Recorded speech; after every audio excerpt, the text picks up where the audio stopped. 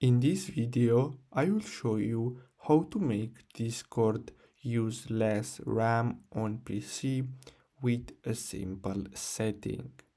So before we start, make sure to like and subscribe if you find this video helpful.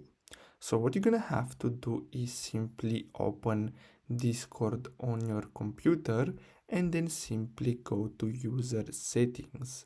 So after you go to user settings, you're gonna have to scroll down and then click on advanced.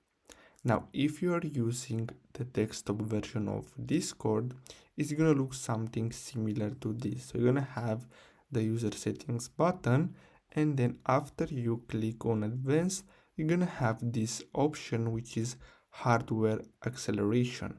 So simply disable this option and then simply click on OK, and basically that should fix the problem. So I really hope you found this video helpful. Thanks for watching.